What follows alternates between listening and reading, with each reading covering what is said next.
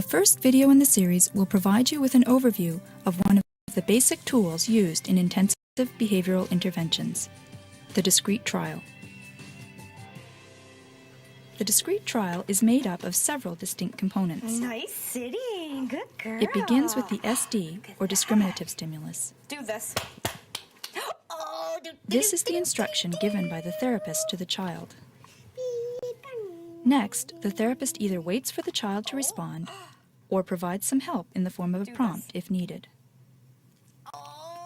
Finally, once the child has responded, the child is given reinforcement, a reward for a correct response, or a correction for an incorrect response. Yep. Let's try it again. Do this. All right, good trying. I like how hard you're working. You have just witnessed one discrete trial. After a brief pause, the therapist then begins another complete discrete trial. A discrete trial is made up of the following three components: an SD in the form of an instruction by the therapist to the child, a response from the child or a prompt from the therapist, and finally, reinforcement or correction if necessary from the therapist. Let's now examine each of these three components in detail, starting with the SD. Though generally an oral instruction, an SD can also be nonverbal, such as a picture, a toy like Mr. Potato Head placed on a table, or the sight of a swing. You are super. A good SD must follow several guidelines in order to be effective. First, all SDs should be clear and consistent. They should be free of extraneous information. And finally, they should be delivered in a voice slightly louder than a normal speaking tone. Now we will demonstrate what a good SD looks and sounds like. Do this. Way to go! Wonderful! Touch half. Oh, whoa! Oh, that sounds so neat! Doing match. Whoa! Now we will demonstrate what a poor SD looks and sounds like. Touch my nose. Whoa! Put one up for me. Where's my nose? That's right! Wow! Find my nose. Oh, that's super, Corey! We will play the good SD once again. Take note that the therapist speaks clearly and consistently, uses a short, concise instruction without extraneous information, and speaks slightly louder than he or she normally would. Do this. Way to go! Wonderful! Touch half. Oh, whoa! Oh, that sounds so neat!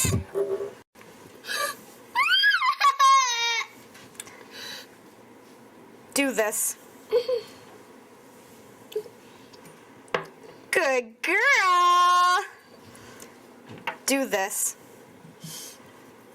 Do this. Marvelous! Do this. Do this. That's right, Corey! Do this. Do this. Wonderful! Do this. Do this. Oh, amazing! Let's go play! Now that we have covered the basics of delivering a good SD, we will move on to the next step in discrete trials: prompting or waiting for a response. When first beginning to teach a new task, the therapist should immediately prompt after giving the SD. 1. A prompt is some form of assistance to help ensure that the child responds correctly. This teaches the child how he or she should respond to the SD. Indeed, any time a therapist is not certain that the child is capable of responding correctly to an SD independently, the therapist should prompt immediately. The next step is the gradual removal of the prompt. This occurs once the therapist believes the skill being taught has been learned, and once he or she is sure that the prompt is no longer needed. When removing a prompt, the therapist must be careful to avoid inadvertently giving a delayed prompt. This situation can occur when the therapist thinks the child knows the correct response. What does this say? The therapist gives an SD, pauses and waits for the child to respond, realizes that the child is not going to respond or is responding incorrectly, and jumps in with a prompt. The therapist must decide before delivering an SD whether or not to prompt, and if so, to deliver the prompt immediately after the SD. We will now move on to the third and final component of a discrete trial, reinforcement or correction. Once an SD has been given, the child responds in one of two ways. Either the child responds correctly and reinforcement is delivered, or the child responds incorrectly and a corrective procedure is applied. We will begin with reinforcement, which is sometimes called a reward.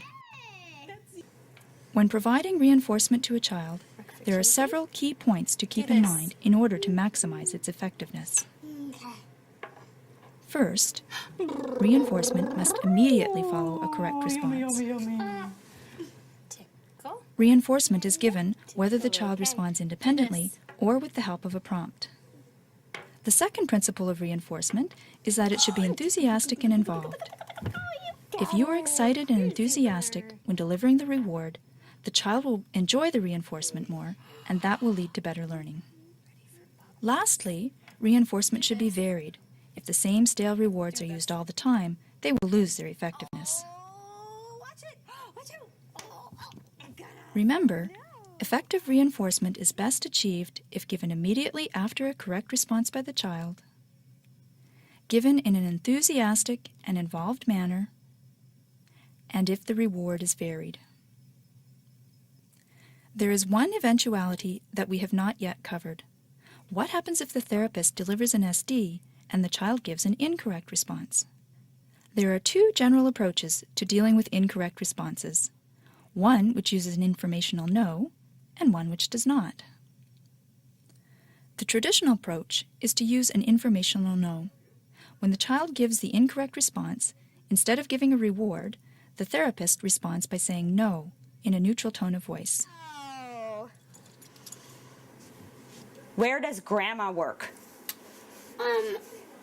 He works in the house. No. Where does grandma work? Say library. Library. Boink!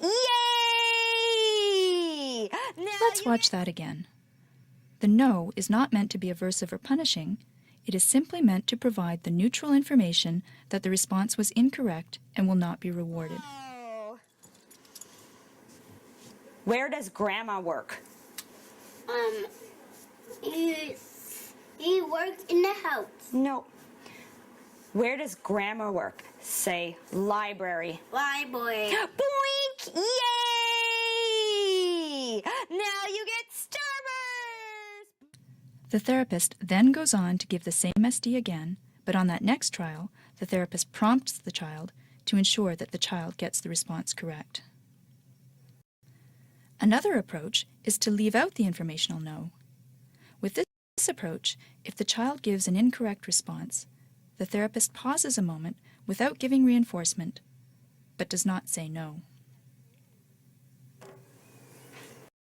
Thumbs up. The therapist then begins another discrete trial Thumbs up. and prompts immediately after the SD is delivered. There. This is to ensure that the child gets the response correct. Let's watch the errorless learning correction one more time. Thumbs up.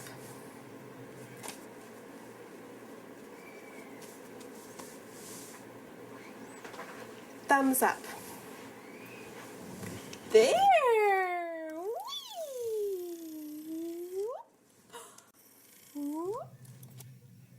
We have now reviewed the three components of the discrete trial: the SD itself, the prompt or waiting for a response, and reinforcement or correction.